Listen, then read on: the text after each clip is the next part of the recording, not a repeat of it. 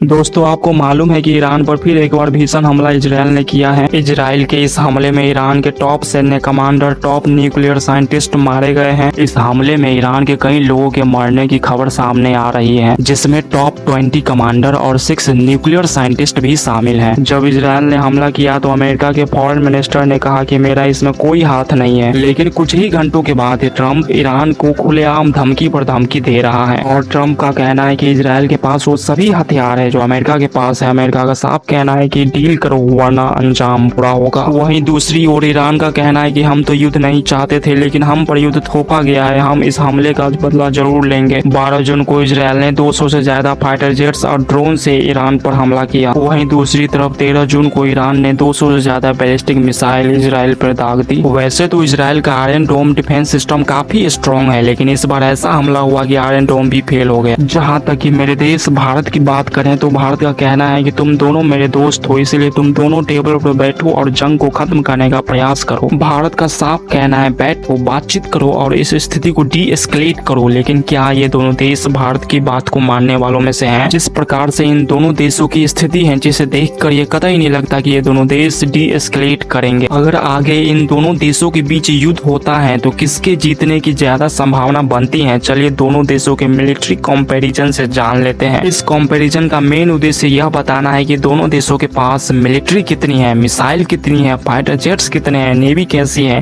इन सब चीजों को परखा जाएगा। अगर दोस्तों ग्लोबल फायर पावर की बात करें तो ईरान 14 नंबर पर है और इजराइल 17 नंबर पर है। इसके पीछे कई फैक्टर्स हैं, जैसे ईरान की सेना बहुत बड़ी है। ईरान के पास 6,10,000 एक्टिव सैनिक है, वहीं इजराइल के पास 1,70,000 एक्टिव सैनिक है। इजराइल की सेना ईरान से कम जरूर है, लेकिन ये ईरान की सेना से ज्यादा ताकतवर है, ज्यादा प्रिपेयर्ड है, कई सालों से जंग लड़ रहे हैं और आधुनिक हथियारों से लैस हैं। ईरान के पास 42,000 वायु सैनिक है, वहीं इजराइल के पास 89,000 वायु सैनिक है। ईरान के पास 2,20,000 जवानों की पैरा मिलिट्री फोर्स है, वहीं इजराइल के पास 35,000 है। ईरान के पास 18,500 नौसैनिक है, वहीं इजराइल के पास 19,500 नौसैनिक है। ईरान के पास 551 एयरक्राफ्ट हैं, जिसमें एक्टिव की हम अगर बात करें तो 358 ही एयरक्राफ्ट एक्टिव है।